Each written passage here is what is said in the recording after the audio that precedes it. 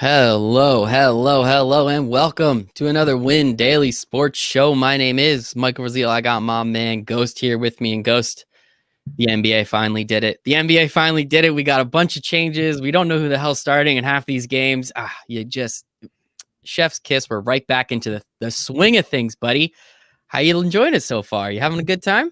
Yeah, today was pretty crazy. Not gonna lie, trying to update the model like 500 times there. I was, dealing with the KD news and adjusting everything, and then you get the mini bomb that they dropped on us there that Kyrie's sitting out too, and I was like, okay, right back at it. And then Anthony Davis gets confirmed in, and now we don't know if LeBron's playing, so it's like a bunch of stuff. But that's NBA DFS. You absolutely love to see it. That is why you love to see it. Please make sure to smash that like button if you are watching. If you're not subscribed, honestly, why not? I don't get it. Just subscribe. That way you can get all the content from everybody over here at HNB Media TV. We got a lot of good stuff going. We are Win Daily Sports. We are here to help you win a bunch of money whenever we can in DFS and sports betting, trading cards, I guess. Make sure to go to windailysports.com/chat. You get 7 free days into our expert Discord chat. It's our instant messenger chat where we help you win a lot of money in sports. We have the chat over here. So if you have any questions for us, please hit us up. This is what we are here to do. We're here to help you win a bunch of money. So Ghostman, let's just jump right into it. Let's just get right into the swing of things. We have a small-ish slate, only 5 games, not 13 like we had the other night. Had a lot of fun. Christmas Day games. Christmas Day games were a lot of fun, but now I think everything's going to start to smooth out a little bit. We don't have too much to worry about. We're just going to go game by game, give you some favorite plays, give you some optimal opportunities where you can win some money, which is always what we like to see. So we're going to start with this first one. We do have the Detroit Pistons. We have the Atlanta Hawks. Hawks favored by 10 points. My goodness. Over under sits at 223.5. What are you liking from this one, Ghostman? There's a ton of value to be had in this in this first game, and it's great because the first game is always the one that we get the news earliest for. We already knew as of yesterday that both Blake Griffin and Derrick Rose were going to be out. Now we got the news that we needed on Clint Capella as well. So on the Atlanta side, that he's going to be on an 18 to 20 minute restriction coming off serious injury where he hasn't hooped in over a year now. So that's it's good to see that they're easing him back. And realistically, they don't need him to go out and play 36 to be able to win this game. That's for sure. So that was the news that we needed because he was a GPP target. Should he have been on full minutes? He was somebody that's pulling absolutely no ownership. And he's kind of like a poor man's version of Andre Drummond. He could go out there and drop 15 and 15, absolutely no problem on any given night, no matter who the matchup is out there. So that was nice that they gave us that news early. Trae Young, it is an elite GBP target on this slate now. With the Kyrie news that was out, we were locking in Kyrie Irving 100% because we had anticipated that Kevin Durant was going to sit out. We already knew that on a back-to-back situation that he was likely to sit. Plus, going up against Memphis, you have Grayson Allen out there. Not going to go into too much detail, but you saw what he's done to Trae Young just a couple nights ago there. So you don't want a guy that just ruptured his Achilles to be going up against Grayson Allen in a game that would have ended up in a blowout regardless. So even Kyrie sitting out in that game, we'll get to that one in a little bit, but no ownership pulling on Trae here. Even with the Kyrie news that, I thought a lot of people would end up pivoting given the $500 difference, but he's still not pulling the ownership that he deserves. He's on an absolute tear in these first 2 games, and he's already cemented himself as one of the best passers in the league. Seeing rookie Killian Hayes on the other side of the ball, he's going to be able to do whatever he wants on that offensive end. So 9,500 steep price to pay, especially if you end up thinking this one gets out of hand rather quickly. But I never build lineups based on blowouts. That's one thing that you cannot predict. Vegas is obviously the best at what they do. They're in the business for a reason. But that being said, I never build lineups based on blowouts. So I'm definitely going to have some Trae Young tonight. There is so much value to be had on this Detroit side, beginning with Mason Plumlee, the Win Daily model gem.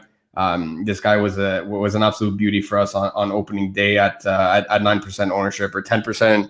We were at least 9% of it. I'm convinced. We were talking this guy up all day long because of how much he was popping in the model, and it worked out really well. And now his price quickly skyrocketed. But at 5,700, he's someone that's still viable. You also have a bunch of these punt plays. DeLon Wright, Josh Jackson, Svi is out there as well at 3,600.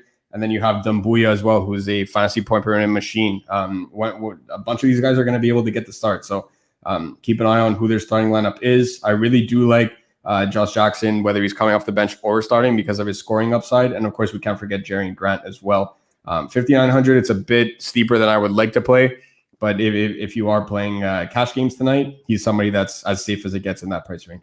Yeah, I think just with those two big guys, Blake Griffin and Derrick Rose, I mean, they're not quite the players they used to be. It's unfortunate, but at the same time, when you have both of them out, it's obviously going to allow somebody else to get those minutes, somebody else to get that usage, somebody else to take those shots. There's still an NBA game, still shot clock, still 24 seconds. Somebody's going to be shooting the ball eventually. So you can find that value. That is how you win NBA DFS. And we're about 2 hours away from lock. So what we always suggest is if you are playing, you have to be in front of your computer 1 hour before lock, to make sure you have the most up-to-date news, who the starting lineup is, this, that, and everything else.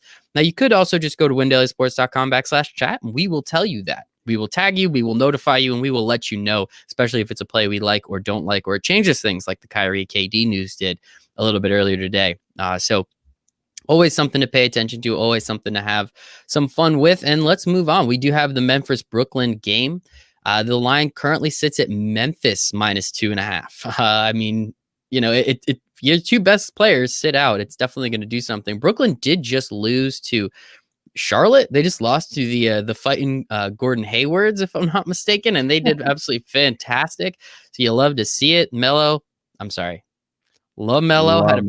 had a pretty funny looking stat line, so that was kind of cool. Talk to me about this game. I mean, KD and Kyrie sitting out.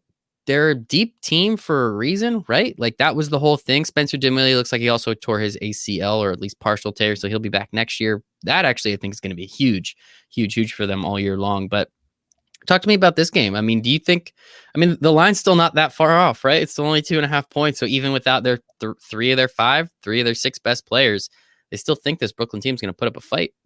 Yeah, absolutely. I mean, this is the exact Brooklyn team that we ended up seeing in the bubble with the addition of DeAndre Jordan now, because he was out at the time. So yeah, this is literally the exact same version of a team that ended up getting a 7 seed in the East and still ended up performing pretty well. So Caris LeVert is a stone cold lock for me on the slate. If you don't make a lineup with Caris LeVert and one other player on this slate that we're going to talk about in a little bit, I don't know. I can't trust you if you don't build your single entry lineup with that other guy and Caris LeVert. So for me, he's a stone cold lock. His usage rate is just above 35% with Dinwiddie and KD off the floor.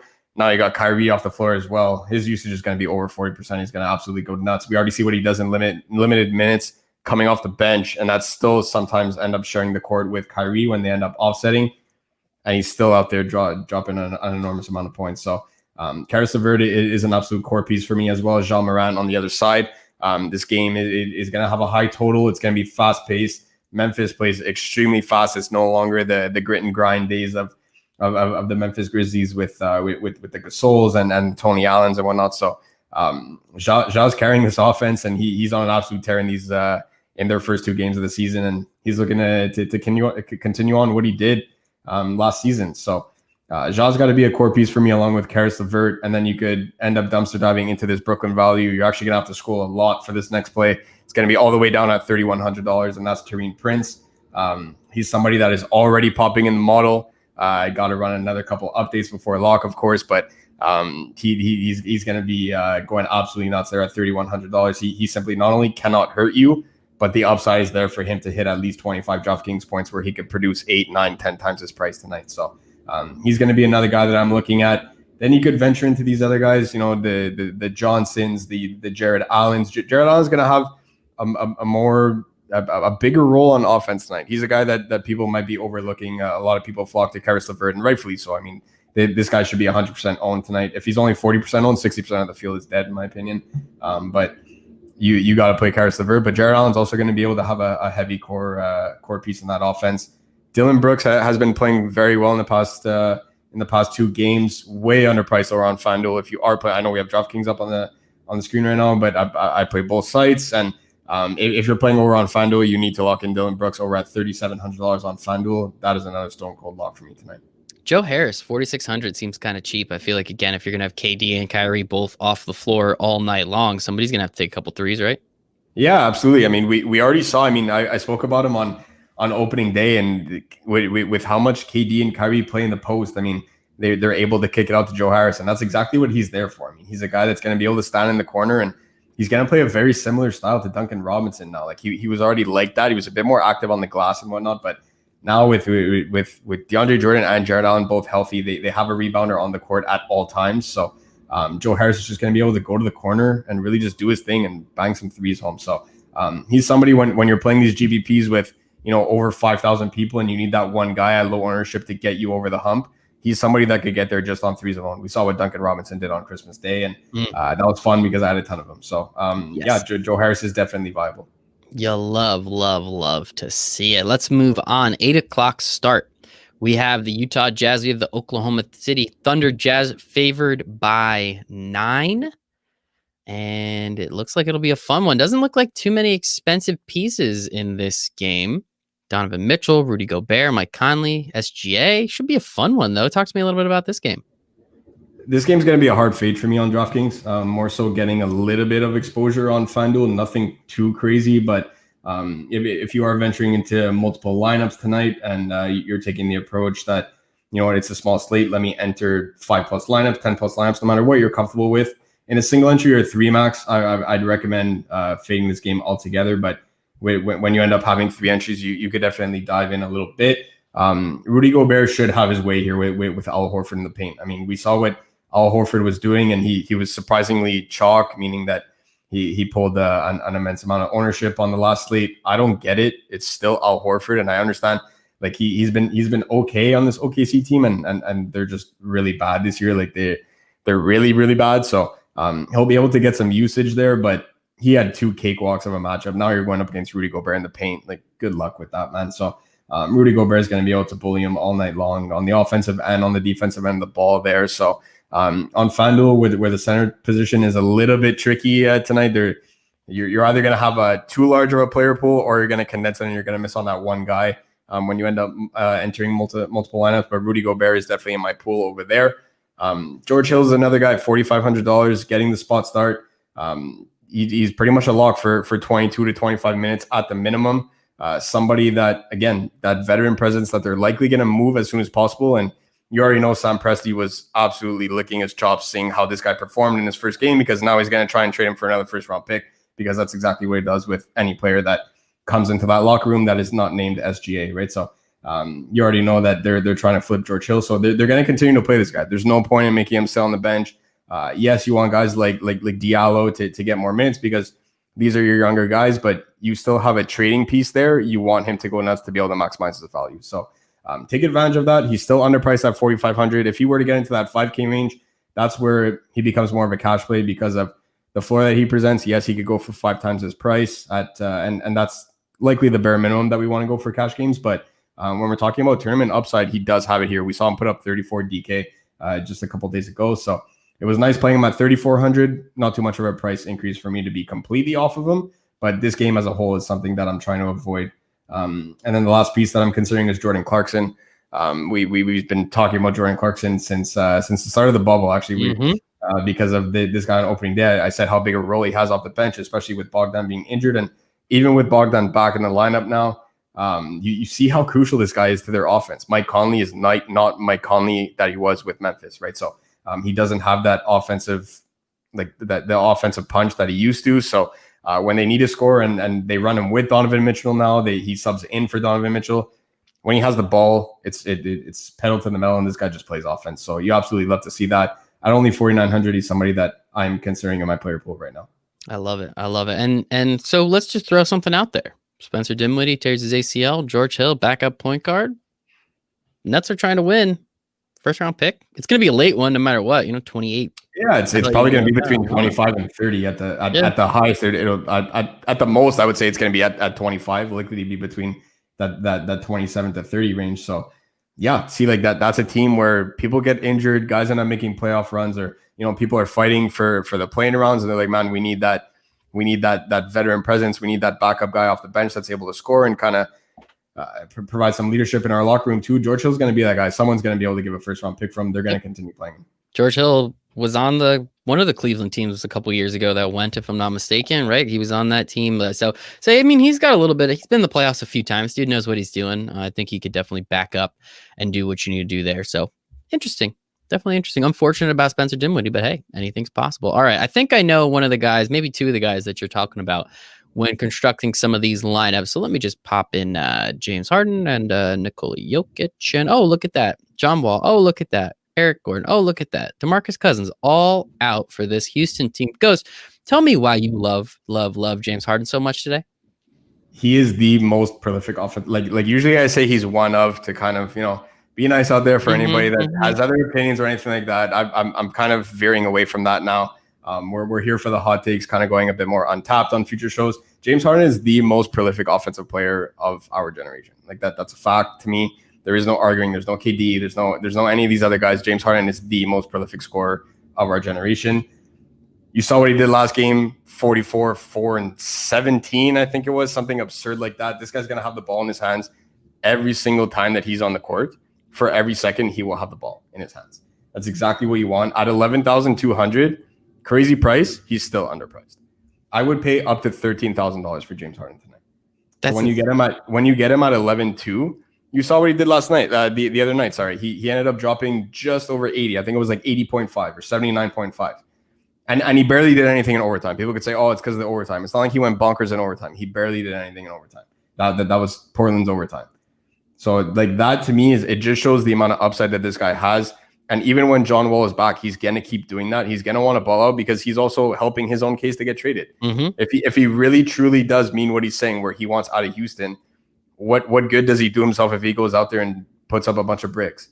Nobody's going to mortgage their future now for James Harden. Houston isn't going to want to trade him for maybe a couple first round picks and some B-level prospects. They want a complete haul for this guy.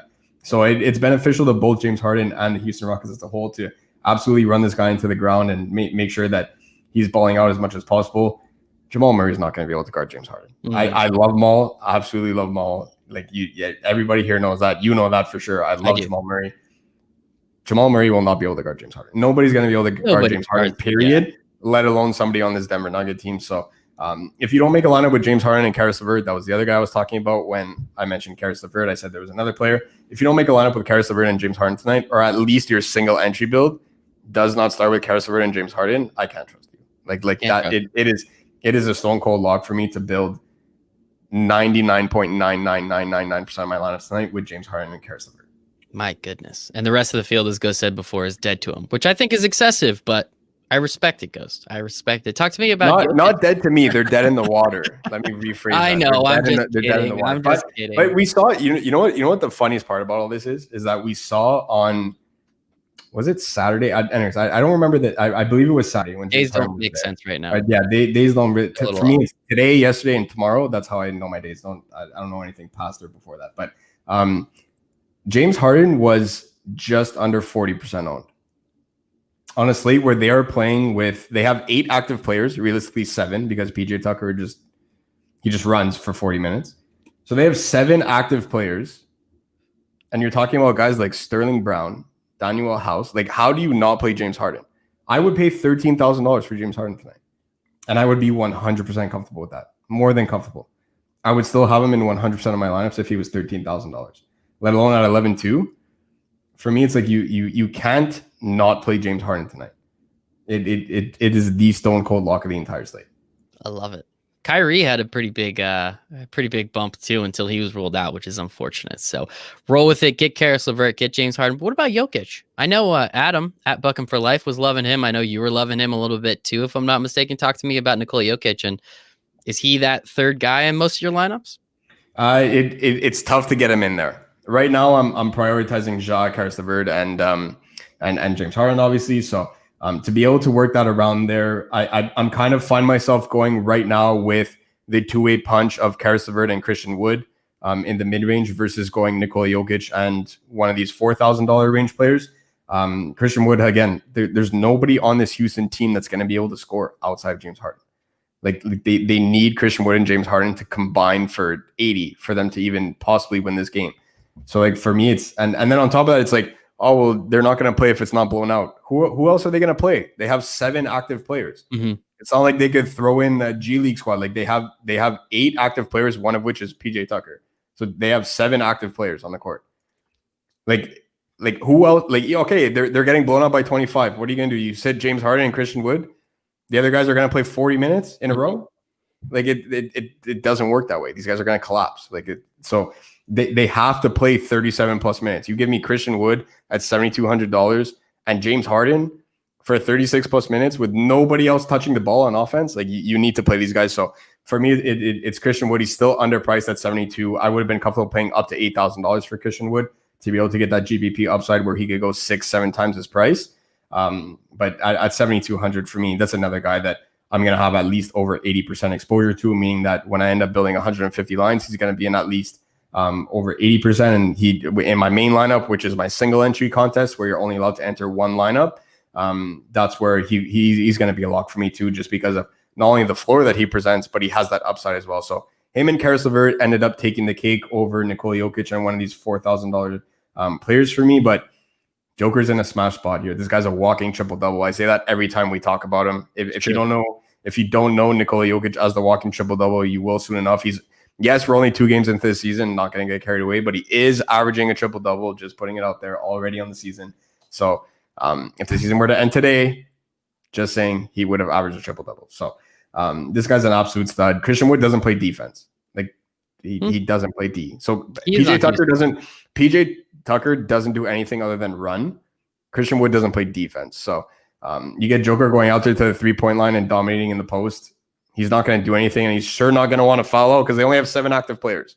So it's not like Christian Wood could get up in his face and play tough D and like have a backup center come in between him, like Robert Covington used to be there and possibly play small ball 5. No, like who's going to come in for this guy? They have no active players. So he's not going to play D, never has in his career. Certainly not going to play it tonight against Nikola Jokic when they only have 7 active guys. So he's in a smash spot. I just can't get there because of other priorities. Mm-hmm.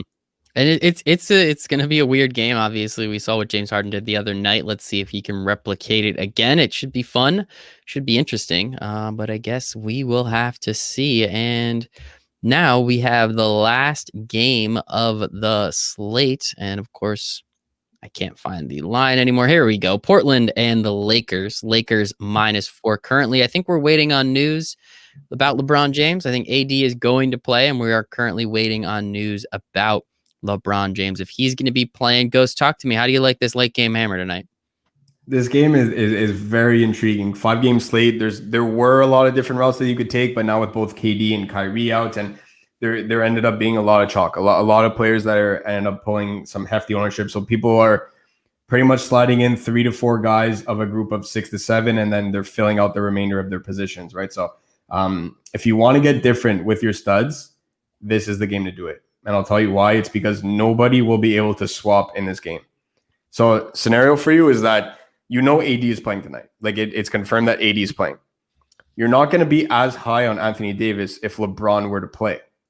So if you don't get the news that LeBron is in or out, you're going to comfortably slide in AD. And then you're like, oh man, I don't know if LeBron is playing or not. That hurts AD's ceiling. Let me pivot to Jokic. Let me pivot to Trae Young. Let me go, if for some weird reason you didn't have James Harden in the lineup, let me pay an extra $1,000 to get James Harden. Like there's so much uncertainty surrounding this game that nobody's going to play these guys. And that to me is very, very intriguing. Anthony Davis has absolutely torched the Blazers before. He will again. Granted, he did it when Hassan Whiteside was on defense. Well, on defense.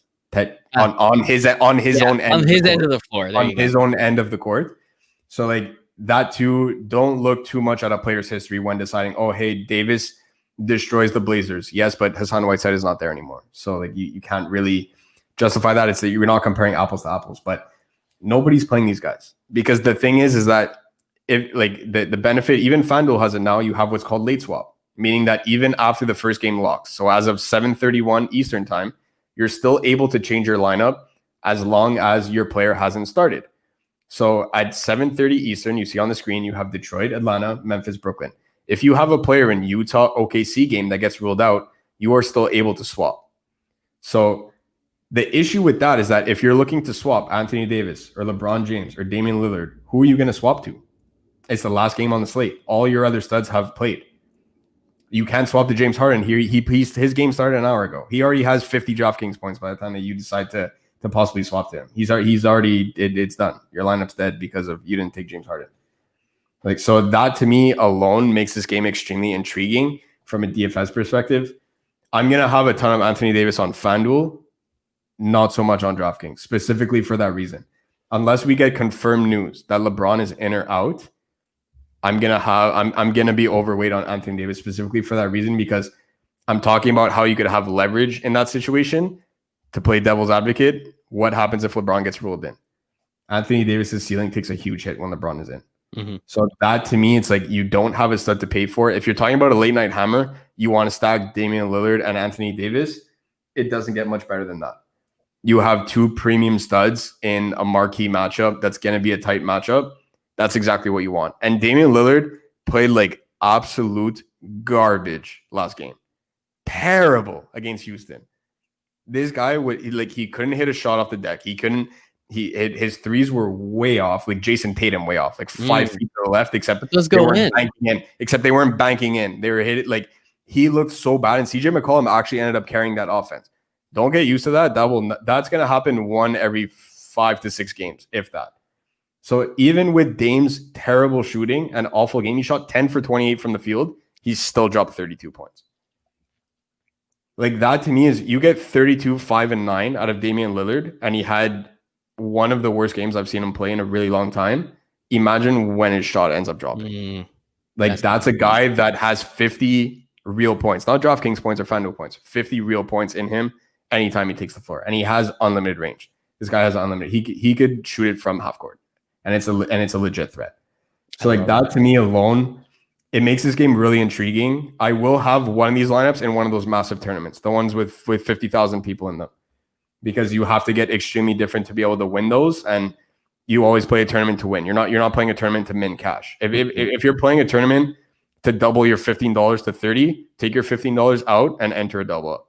That way you only have to beat half of the field versus beating, like FanDuel tonight, the main tournament is 250,000 people. Instead of beating, I think it's like 200,000 people to be able to cash, you can beat 100 in a double up. 50% of the field cashes, way better. If that's why you're playing a tournament, play a double up, build your bankroll, and then end up splitting it accordingly. So when you end up playing a tournament to be able to take it down and really win those massive prizes, this is a spot that can potentially get you there. Just again, it's complete hit or miss. You got to hope that the LeBron news ends up coming at 9:45 p.m. Eastern, where all the other games are done or close to done. Houston's already playing, and everybody's lineups are jammed in. You have Anthony Davis. You're sitting pretty with Damian Lillard, and then you got to stay up till 1 a.m, hoping that you just jump over everybody. No. I'm well asleep before that, Ghost. I can't do that, but I like the way you talk about it. I do appreciate that. It should be a fun one. We'll see. I hope LeBron plays. I would not be surprised if something did. Unfortunately, he does sit. He doesn't sit all that often, so this could possibly just be one of those easy games. It's a Monday night. I don't know. There's stuff going on. I'm sure he can just get out of there on this one. So I know Ghost has to go run in a second, but we do have our good friend Pavy coming up here. Ghost, if anyone wanted to ask you some questions, maybe somewhere on the internet, where would they potentially find you? At DFS_Ghost over on Twitter, and of course with the Win Daily Sports team. All our content is there. Articles are up daily. We have 3 up per day. Proprietary projection model, cheat sheets. We got it all, and we're in there in Discord literally all day. We've been following the news and cracking some jokes in there, of course. And the only thing that possibly comes close to our content is our gift game. That's the one and only thing. Strong gift game. The gift game is strong. So if you want to hop into Discord, not only will you get the knowledge, but we have a ton of laughs in there all day too. We have a lot of fun in there. Make sure windailysports.com/chat, 7 free days in that expert Discord chat. Ghost, appreciate the heck out of you. You go run, make some lineups with me, $1 million, buddy. I'll only take like 2%. How's that sound? I'll give you at least 10. Okay, deal. Done. I get extra because I'm in. Thank you. I'm in Canada, so whenever I win, add 30%. Canada is crazy, man. Is that how it works? I'm gonna take it. I know putting in that much too. So. Nope. We'll leave it at that. In Canada, you make more money. Appreciate you, Ghost, man. Thank you so much, buddy. I'll talk to you soon. And now, Pavy. Pavy, how you doing? Dude, it is such a beautiful day to be alive. How are you today, man? It is a great day to be alive. It's raining in LA, but it's still a great day to be alive. We actually need the rain. When was the last time it rained in LA? It was a thunderstorm, actually. A What? thunderstorm. Thunder. Whoa. Thunder. I think the last one was maybe 2 years ago. I can't remember. It's been a minute. Jeez, man. I think we had some trees fall down like 3 days ago. Where are you? New Jersey. We get weather here. It kind of sucks. I'm not about it. Wasn't it just snow in there? Yeah. Oh yeah. Snowed a bunch. Yeah, it sucks, man. I hate it. I'm not about it, but appreciate you coming on, man, chatting a little bit. We got a 5-game slate tonight. Should be fun. Obviously, we have out there in LA, we have the Lakers going. I know you guys are you're a little bit more Clippers, right? Or is that TPJ? Be honest. I cover the Clippers, but like LeBron's been my favorite player since forever. As I've gotten older, it's like newer guys that I want to see win. But I mean, LeBron's still my guy. But I do cover the Clippers, so obviously I want them to be successful because the more successful they are, the better it is for us. So yes, there it is. And also, I want to play an interesting game. So there's that. That's too. When we all can start going to games again, that's one thing. I'm excited. I'm only like an hour and change away from Brooklyn. 100% am I buying a ticket to go see Kevin Durant, Kyrie Irving play like that. How often do you get that opportunity? So I'm very, very excited about that. It should be fun. And we do have some interesting games on tonight. I mean, I do want to just say like, whoa, that Clippers game, was that yesterday? That yesterday? Honestly, it feels like a million years ago at this point, but just getting a notification come to my phone saying the Clippers have the largest halftime deficit of the shot clock era, if I'm not mistaken. That doesn't happen all too often. Now we know Kawhi was out and there was some stuff going on, but you need to do a lot of things wrong to have that big of a deficit, especially with a team that's like still considered without Kawhi pretty damn good. I mean, what did you see? Like, what the hell was going on there? They just didn't come out ready to play, and that's as simple as it's put. Post game, I think PG made a point to say that he takes full responsibility for it. But the fact that also we got to remember, like usually that LA trip for teams, usually the team on the back half. Of the LA teams, usually it's like, team been there for a weekend, they done went out, they done party. I would go out, I would see a lot of them in the club, partying, having fun. Now the Mavericks, you play on Christmas, obviously with the COVID, things going on. You can't leave the hotel, so you just been in the hotel for like a whole weekend, chilling, ready for the game. The Clippers, obviously, they played on the now this is no excuse at all because you still shouldn't lose by 50 points. Yeah, but they played in Denver. They came back. Apparently, they had their Christmas on the 26th, not the 25th, actually, because they were playing. So maybe they might have been with their families, still at the dinner table. Obviously, it was an early game. Think about the Clippers. They don't have their own stadium. So, like, a lot of times on those Sunday weekend games, they have to play at 12:30 so that the staff can switch the court back over to the Lakers court. So maybe, they was up late with their families, whatever, got caught sleeping and just didn't wake up in time. Because clearly what I saw, it wasn't no scheme things. It wasn't no, Kawhi was out, whatever. Nah, they just didn't come ready to play. Period. And that happens, man. That's going to happen sometimes. Thankfully, they got it out of the way early, I think is, we can, caveats, right? Like, well, at least they got this one out of the way early. So we'll see what happens. But yeah, getting that notification, I'm not going to lie. I was just drinking a couple beers on the couch, watching some football. Wasn't really thinking about NBA. And I get that. And my buddies, we look at each other like, how's that even possible? Like, I know Kawhi's not there, but there's zero reason an NBA team should be down by 50 points, which is nuts. But hey, it's just one loss. Yeah, like you said, just one loss. Whether you lose by 50 or 1, it's still going to stat column as a loss. So exactly, it still counts as a loss. So let's talk about a little bit of NBA games tonight. I think it should be a fun one. We got the Detroit Pistons. We got the Atlanta Hawks. Hawks favored by 10 points, which is a lot. You usually don't see double-digit spreads all too much. We actually have gentlemen in the chat here bet on the Pistons head-to-head. So you're going to win a couple bucks if you do take that. I like that. Talk to me about this game, Pavy. What are you looking for, especially this early in the year? Hawks think they have a chance. Detroit already knows this is a shot season. What do you expect out of a game like this? See, I don't think it's a shot season for Detroit. Like if Blake Griffin is healthy, which is a huge if, because Blake has not been healthy for a very long time. I mean, is there outside of just off the top of my head, outside of Giannis, is there a better player at his position in the conference? No, I got nothing. Like I personally don't think it's a lost season. Like you go out, you get Jeremy Grant. D Rose obviously had a season last year. He looks like out the D Rose of old, but he looks like he's back healthy and in the swing of things. You have Mason Plumlee. You go out and you draft Killian Hayes. So I don't think the Pistons think that this is a lost season. And for the Hawks, I know they're like the hot team right now, which obviously I know why. They made like a lot of good, acquisitions. But I think that they're due for a loss eventually. So I can understand why you would bet on the Pistons head to head. But I think it'll be an interesting game. Like I think that this is the game where, like, this is a league pass game. Where if you're a basketball fan and you have nothing to do, like it's 4:30 on the West Coast, I'll probably cut on the game and watch it. This is something that you cut on. I just think it's a good early season matchup.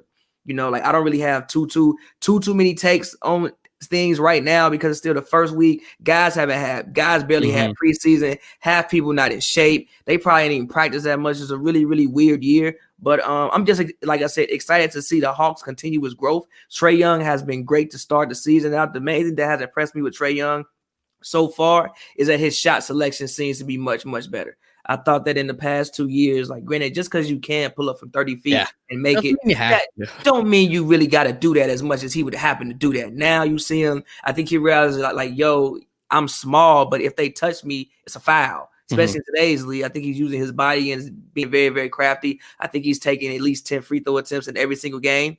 It seems like Atlanta has finally surrounded him with some defenders. I actually appreciate the fact that Cam Reddish is still starting.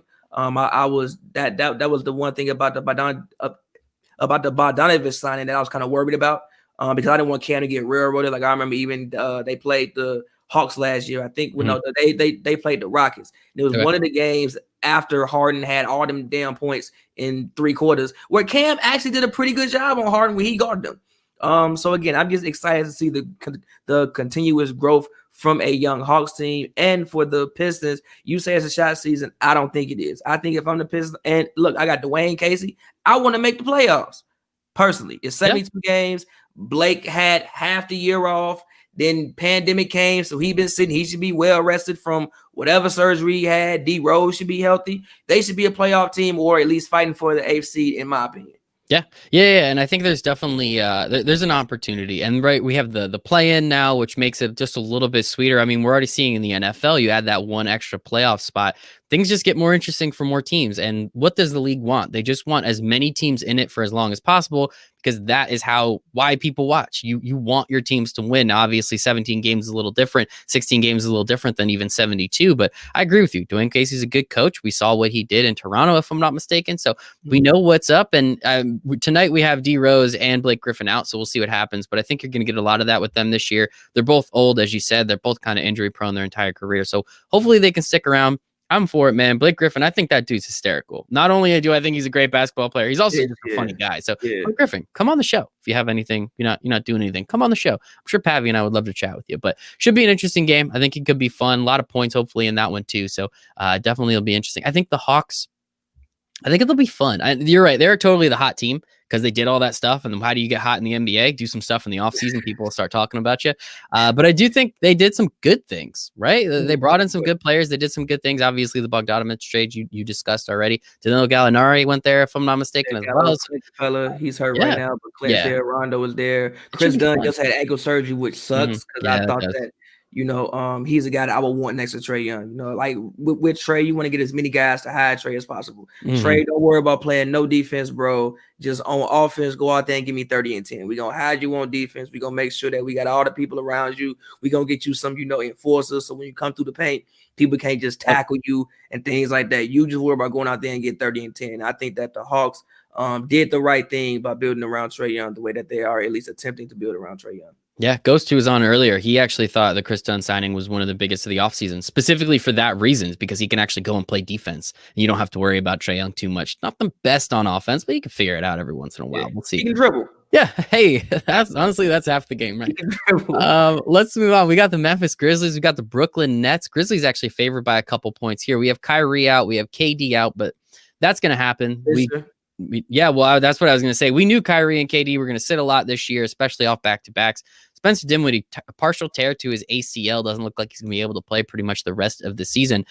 Ghost and I were actually talking about it with the George Hill a little bit later in the show when we talked about OKC. Maybe he's like that perfect guy to slide in. I don't know. Maybe you have a different take there, but how big of a loss do you think Spencer Dinwiddie is going to be, considering how deep this Brooklyn team still is, even losing him? I mean, their entire bubble team was the team that played that fourth quarter blowout against the Warriors. So the team that made the 7th seed was the team that now plays those fourth quarter blowouts. Losing Spencer Dinwiddie is going to be big, but how big do you think it's going to be for the whole season? First of all, I hope Spencer gets well. Of course, yeah, absolutely. Well. We could turn off injuries like Madden and NBA 2K, dude. Greatest season ever. Never going to happen, though. I hope he gets well, but I don't actually think it's that big of a loss. I actually thought that he shouldn't have started anyway. I personally, the starting lineup that I wanted to see was Kyrie Irving, Joe Harris, Taurean Prince, Kevin Durant, and DJ. Reason being is I just think that you have enough offense in your starting lineup with KD and Kyrie, and I think all you need is people to play defense and shoot the ball. You don't need anybody else who wants to dribble. Like when other people on the Nets dribble besides Kyrie and KD, I get mad. Like I see Joe Harris put the ball on the floor. I'm like, what are you doing? Pass the ball back to Kyrie. Your job is not to dribble. Your job is to play hard on defense and shoot it when they pass it to you. But I don't think it'll be that big of a deal. I actually like the George Hill thing. That's something I didn't think of, but I like it because my thing with the Nets is I think personally the Nets could possibly have, with the people they have on the sideline with Steve Nash, Dan Toney, first of all, you have Dan Toney on the sidelines who everywhere he's been has created a historically, for the most part, great offense. I think, the Mavericks had the best offensive rating in history last year. I think the Nets could top that. I think all the Nets need is a little bit of defense, and that's it. If they can even play about, let's say if their defense could be about the 13th ranked defense in the league, I think the Nets have a real shot of going to the finals and possibly winning the finals. But as far as Spencer, I don't think it'll be too big of a loss. Honestly, I think it may, in some sense of the word, simplify things for them a little bit. Because I think now in the backcourt, you had two people who want to dribble. I don't think Spencer is the best catch and shoot guy from what I've seen. I think he's more effective with the ball in his hands. And I think this just is a way to get Kyrie's usage up and make him more of a, playmaker, even though Kyrie can play off ball. I think it's a way to get his usage up and make him more of a playmaker and also get Durant's usage up a little bit anyway. And I think this also improves. I said it like a while ago. I think that the Nets could have 2 top 5 MVP candidates. And I think that this actually improves Kyrie's MVP chances because the ball will be in his hands a little bit more. Yeah, and it's going to be interesting. Of course, as you said, we hope it gets better. But you make a good point. Like, why is anybody else? You're going to touch the ball if we let you touch the ball. Outside of that, give it back to me, and then we'll figure it out. And I mean, essentially, we're seeing Kevin Durant. Like, we'll give him a little bit of time, but goddamn, he kind of looks like the Kevin Durant old, and I'm real excited for it. Like, it is insane how good this guy is. And I'll be honest. I've said it on this show. I've said it on this channel. I kind of just hated Kevin Durant after he went to the Warriors, so there was always just negativity surrounding my thoughts about him. Now that he's off the Warriors, man, like I'm kind of like, holy shit, wait, now I get to watch Kevin Durant play basketball again and not be all like, man, I don't want him there kind of thing. So very excited for it. We'll see what happens. Paul Rodriguez, Lakers versus Nets finals. I mean, the iconic LA New York matchup right there. It does not get any better than that, Paul. Does not get any better than that. Yeah, I think that's the sexy pick right now. And I don't really have an issue with it. Sometimes we like to overthink these things, but I mean, on paper, it would look like that would probably be the finals matchup. But again, the games still have to get played. Yeah. But on paper, it looked like that's a huge possibility. I mean, I do want to say in this game, I know the Grizzlies will be the hot team, but I still think that the Nets have a very good chance of winning this basketball game. Yeah. We were gonna pass it to the Grizzlies now. I mean, John Morant coming off so far so great season. His rookie year was phenomenal. Won Rookie of the Year, deservingly so, especially with Zion sitting all those games. But now he's looking good. He's looking real good, and it is fun to watch this kid play basketball. As you said, you still think Brooklyn can win this game, even down 3 of their top 6 players, 7 players, 8 if you want to put Spencer down that far. It's going to be difficult, but the Memphis Grizzlies are still the Memphis Grizzlies, right? The thing about Memphis is that, now granted, they did get better, but I think losing Jaren Jackson is huge for them. I think it gives them another floor space, and whenever he comes back, I think it gives them another floor spacer. Now they do have Jonas is very, very underrated, but like Jonas averaged like 15 and like 11 last season. When he first got to Memphis, he averaged like 20 and 10. So Jonas is like a very, very, very quality bid that I think a lot of times gets overlooked. But Memphis also has injury issues. Like I said, Jaren, he's out. Justice Winslow hasn't played since I don't know when. I think he would be a guy that would also be good for them to get on their team. Just defensively, and also could take some pressure off Ja, because I think Ja can play some too, and maybe you don't want him always on the ball. You want to be able to get him off ball, get him some handoffs and things like that. But as far as Ja goes, I mean, Ja looks incredible. Like I have Ja in one of my fantasy leagues. And I picked him because I assumed he was going to get a double-double this season. I still believe that. I think he's a 20-10 guy in this league. And last year I was worried because of his landing mechanics. I would watch him be like, bro, what are you doing, dog? Stop. Even the dunk on Aaron Baines. What in your mind thinks I should try that and land that way? I remember a play against the Rockets early in the season. I thought he destroyed every ligament in his body. And I feel like Russ went over to him and talked about the game like, yo, bro, stop doing that. This season, it looks like he's much more settled into his athleticism. And again, he is a point guard. Like, I think we see a lot of these more athletic guards. They have to learn how to play the point guard position. I think that Ja, and also the one thing I like about Ja, even coming into the league, was that he went to Murray State. So he knew what it was like to go somewhere where it's like, yo, all eyes on me. Like, you go to Duke and you play with Zion and Ja and you know RJ, and you on this super team. You don't really know what it's like to step on the court and think all eyes on me. When that scouting report came out, I was first. Ja knows about that. Ja has had to get people involved, and Ja's been a point guard his whole life, and he's actually playing that position. And I'm very, very excited for the year that Ja Morant can have this season. It should be fun. The dude is incredible. It was so much fun, especially when Murray State, they started to get a little national love because of him, right? And you say, he plays at Murray State, so he has all the eyes on him. No offense to any of those other dudes. It's because they're not even close to being in his league. So he knows what it's like to play with, let's call it, lesser talent. Now, hey, everybody here is in the NBA, so they're not messing around, but it's definitely something that I think, hopefully take a team on his back, do what he does. And it should be fun, man. I'm excited to watch him this year. We'll see what happens. Hopefully they can surround him with even more pieces, and moving forward could definitely be an opportunity. But you actually like Brooklyn tonight. So I might, Ashley made me put some money on the Knicks a couple games ago. Now that did not work out. I wish I took them against who? The Bucks last night, whatever the hell that was going on. I don't know. Wish I took them last night. Didn't quite work out when I took them against the Pacers, but I just think that in regular season games when people get hurt sometimes or like rest, especially with a team like Brooklyn, like Karis LeVert is a guy who can go off for 35 points. Yep. LeVert go off 35 points. Jared Allen might randomly give you like 12 and 10. Joe Harris just might happen to get hot. And they have some other guys on like the bench. I can't think of their names right now, but they have some guys that can play. And also, again, early in the season, scouting reports still not out like that. You don't know what the Nets going to do when they come out there. At least with Memphis, like, they pretty much have had some of the same guys at least play 3-4 games. You don't know what the Nets going to look like because they three main people aren't there. So I think this is the game where like the Nets could just sneak up and just like shock somebody, surprise somebody. It'll be fun. I am all here for it. It's always fun when the New York City market, there's a team that does pretty good because the radio calls get pretty hysterical. Let's move on. Little West Coast action, or at least Western Conference action. We have the Utah Jazz. We have the Oklahoma City Thunder. Jazz favored by 1 million. It looks like about 9 points here with an over-under of 218.5. This game does not look like it's going to be any fun for anybody. You got anything on this game? Thunder haven't looked great yet this year, so hopefully they turn something around, I guess.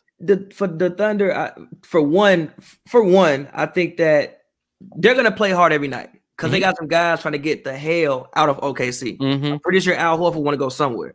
So, Al Horford going to be putting on his best show to try to get away from OKC and get on somebody's team who is contending or at least attempting to contend. Also, George Hill, guy you mentioned.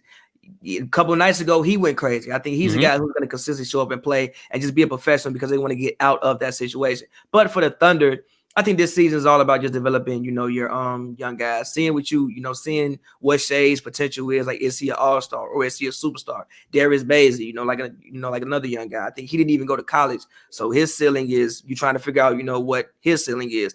And for the Jazz, I think that this is I went to the Clippers preseason game again because I covered the Clippers where they played the Jazz, and the Jazz, dare I say, they might have taken a step forward. I think.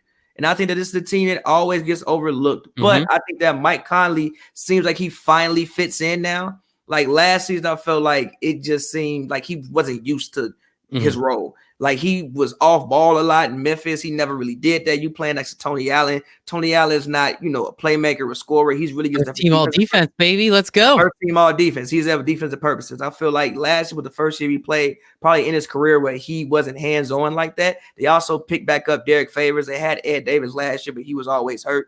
Derek Favors obviously adds something to their defense. Rudy Gobert is still Rudy Gobert. I know people hate Rudy Gobert. I love Rudy Gobert. I don't think people really understand what he does for a team. For one, he shoots basically 70%. So even when he's on the pick and roll, if he gets the ball, that's pretty much he's finishing. His free throw shooting, he's still like between 60, I think it's like 65. For a guy his size, that's not bad. Yeah. It's not bad. It's not like you can just haul off and foul him. They still have, Donovan Mitchell. I think there's still a step that he can take as far as just getting smarter. So I think the Jazz actually got better. And yeah, I'm with you with this game. I don't understand why the Jazz would lose, but again, anything can happen in NBA. It's one game. Like I said, anything can happen. But I would be going Jazz in this game. Yeah, I think it's pretty easy to take the Jazz. I mean, last night alone, the Knicks beat the Bucks. The Sixers lost to them. Who the hell did the Sixers lose? Sixers lost to somebody. Thank you. Cleveland, but I've said this for 2 years. Cleveland should be a playoff team this year. All right. They have one of the better front lines in basketball. Drummond and Kevin Love are two when they're healthy. Well, Drummond for the most part always healthy. It's just Drummond's stat line is always incredible. Drummond will go out there and give you 15, 15, 1, and 2. That don't happen every day. No. And Kevin Love, when he's healthy, is a all-star, borderline all-star forward. That's one of the better front lines in the Eastern Conference. You mix that with Colin Sexton, who is a guy who can go out there and get you 20 points. Like, granted, he ain't the best playmaker, but that's not his job. His job is just to go out there and score the ball. You bring in JaVale off the bench, veteran. So, again, I think Darius Garland, I think that he can be – you want to see what he can be. The jury is still out. I'm not going to say what he is or what he ain't. The jury is still out. But that's a team that I think in the East, they can't fight for the AFC if those guys stay healthy. That's just my opinion. Should be something. It should be fun. I mean, it's always – I've always kind of liked the Cavs because it's like you, I was like always a really big LeBron fan, still am. So I've kind of just always wherever LeBron went, I liked. So most of the time I was like, yeah, let's go Cleveland.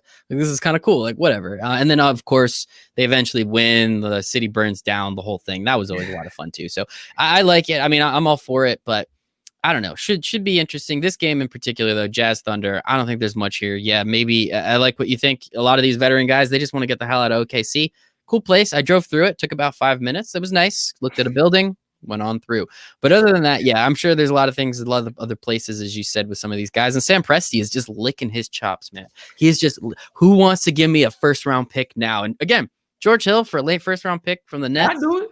Like, it's really not that crazy, right? It's going to be the 28th pick, so who the hell cares? You're not really getting much for it, but I do it in a heartbeat. Turn it into something. I don't know. Could be interesting.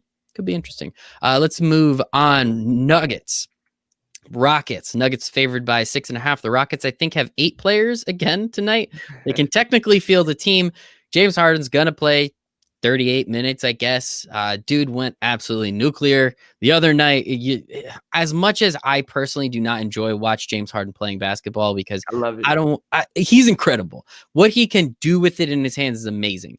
I don't know. I get kind of bored. I liked watching the Warriors play basketball a couple years ago when they had everyone, because the ball, you never knew the ball never touched the ground and then went in the hoop. Like, I think that's kind of cool. I don't know. Maybe it's me, but James Harden's amazing. James Harden's friggin' amazing. And I don't think anyone can argue that. And tonight he's going to have to do it again. There's nobody that is even going to play. DeMarcus Cousins out. John Wall is out. Eric Gordon's out. Somebody else I think that's important is out. So it's him, Christian Wood. Thank you. It's him and Christian Wood and PJ Tucker, essentially tonight. Daniel House, maybe. I mean, I don't know. Do you Tate and who else? Tate. I don't know his first name. Forgive me. His last name is Tate, and he plays hard. The guy who Harden threw the ball at. And a couple other people playing. As far as this game goes, for one, I think Denver is thirsty for a win because they're starting off 0-2. I think Jamal Murray is due for a actual good game. Because the Kings game wasn't the best, and the Clippers game he came on, but he came on a little bit too late. Like I heard you guys talking earlier, they really have nobody to deal with Jokic. Now I think Christian Wood will be a problem, I think, but they still have nobody to really deal with Jokic. I think that like with the people that are missing, the Nuggets just have a better basketball team, and I don't think Harden would do what he did in the Portland game. I don't think that he'll do that again tonight.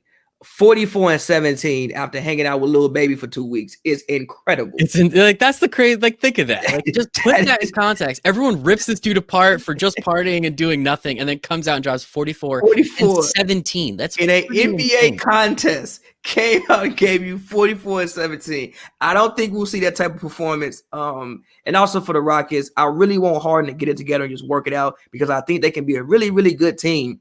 If he wants to stay. I mean, John Wall seemed to me like he's healthy. If Boogie is healthy, and also they have like 16 PJ Tuckers, and these PJ Tuckers can actually dribble now. How cool! The one PJ Tucker could not put the ball in for the most part and get to the rim. These PJ Tuckers can. They got some guys who can go out there and play hard and play some defense for Harden. And these guys have things to prove. Like Nwaba, undrafted, coming off Achilles, he's got things to prove. Tate, I forget his name, but I know his name is Tate. He's got something to prove. Undrafted, I'm sure playing for contract or playing for whatever. Sterling Brown, a guy who was kind of like on the bench in Milwaukee, maybe forgotten about. He's got things to prove. So I like this roster. And I really hope Harden, John Wall, Boogie, let's go. Keep going down the list of guys who have something to prove. And Steven Silas, again, was, if I'm not mistaken, the offensive coach who he did the offense for, again, the highest rated offense in NBA history. I have to give some type of credence and credit to that. But if I bring it back to this game, I'm gonna go Nuggets because I just think the Rockets just literally have 8 people playing, and that's not a method for success. Yeah, not ideal to win. Now, if James Harden drops 44 and 17 again, probably unlikely, but anything's possible. If you can just throw that and just be like, hey, we're going to start this cake. This cake is going to be started with James Harden giving you 44 and 17. Well, that cake might end up being pretty damn good. Yeah. It might end up pretty damn good. Paul jumping in. We're going to get to the Lakers in a section. LeBron is questionable for today's game. Yes, we are waiting on the news to see if we get anything from LeBron, especially from a fantasy and betting perspective. So it's something. Yeah, I think Houston actually can be pretty good. As you said, Steven Silas coming from one of the greatest offenses technically ever. The greatest offense ever, technically. Now, is it actually? Well, we don't need to split hairs. Clearly, they were really damn good no matter by any metric. So that's the important part. They did really well. It's something to pay attention to. It would be kind of cool. John Wall, too, if he's doing his thing again. We saw a little bit of it in the preseason. I want to see it in real life coming up soon. But yeah, I think Jokic is going to go off tonight. Walking triple-double, as my man Ghost likes to say, and I wouldn't be surprised if he does that again tonight. Let's go on. Last game, we have Portland Trailblazers. We have the Los Angeles Lakers. As our good friend Paul just said, LeBron is questionable for tonight. Anthony Davis will be playing. Ghost was talking about it. CJ McCollum pretty much did everything that he needed to do on the offense against that Houston team. Damian Lillard shot, I think, 10 of 28. Not the best night for Dame, but he still dropped 30 points. So clearly not messing around. How do you feel about this one? You think the Lakers pull it out? I think the Lakers are due for a loss. I hate to say this too, so I love my guy Melo, but I don't think Melo has a place on the Blazers anymore. What happened? It's just like the times I've seen him out there, they just ISO with him, and he hasn't been making shots. And I just think that the wings, that I think they're trying to move more towards defensive wings. I think that they have to force feed him the ball. I think last year you needed him obviously because you had so many guys down, so you needed that third scorer. This year I don't necessarily know if you need him to be that third scorer, and most of his offense is gonna be, you got to give him the ball and all right, this is your play. And defensively, he doesn't. He could rebound the ball, but I don't think he brings too much. Melo isn't playing. Like I said, I think Dame is due for a game. So I'm gonna go with the Blazers. But with the way the Lakers been looking, it looked like it don't matter who out, they still might win the game. So if they won, I wouldn't be shocked. But I'm gonna just go with the Blazers because I think the Lakers are due for a loss. Yeah, I think the Lakers, man, it's gonna be fun this year. They just reloaded. They just bring back, okay, Dwight Howard, you don't want to resign? That's fine. We'll just get Marc Gasol. He can, pass the ball pretty damn well, and we can let him do what he wants there. JaVale McGee, we really didn't want you back, so it's not that big a deal. It's nuts how they were able to just bring in, they lose Rajon Rondo, obviously, but let's just bring in Dennis Schroeder, like a younger, not a younger version of him, but like a younger guard who can do what we need him to do with this team. I don't know, man. I think Lakers are going to be hard to beat. I'm here for it. I want LeBron to get 5 rings just so that he'll have one less than Michael Jordan, so that there's always going to be an argument. We always need an argument. 6. I'm for it. I mean, dude, give the guy 7. Then there's literally no argument. But if he goes 5 and 6 in finals, and the only argument is, well, Jordan went 6 and 0, it's like, well, then why did LeBron get to 5 more finals? And I don't want to have that conversation with you. I don't ever want to have that conversation with anybody. I want other people to have that conversation to keep themselves busy. But for tonight's game, I think it'd be fun, right? Portland's good. Nurkic is back. I think him and AD, that can be a fun, watch them kind of go back and forth a little bit, right? I mean, outside of that, though, whatever. Lakers are going to win eventually. Whether it's this game or the next one, I don't really think it matters anymore. I mean, for the the Lakers, what you just want to do, want to get to the playoffs and have everybody healthy. Exactly. That's about That's it. I don't think they're gonna go 110% during the season. I mean, even I think guys like Kuzma and Schroeder and some of the bench guys might get also Kuzma. Let's throw his name in the hat for sixth man of the year. Oh I wow. think it could happen. I think it could happen. I got December 28th, about 6:30 Eastern. I'm throwing his name in the hat. Reason being, he's always a big name. Obviously, everybody knows who Kyle Kuzma is, and also the fact of it looks like he's getting a lot of burn and really settling into his role on the bench. And also, I think AD will miss some time. Braun will miss some time, and things like that. So yeah, he just got paid too, so that's kind of nice. He did get paid. A little more secure. I'm sure like the last year and a half, he was just kind of looking over his shoulder, waiting for LeBron to trade him. Thankfully, that did not happen though. So we'll see what happens there. But can't hear a word. Kirk, I'm sorry, man. I think I can hear you. Pavy, can you hear me? Yeah, I can hear you. So I think he's trolling.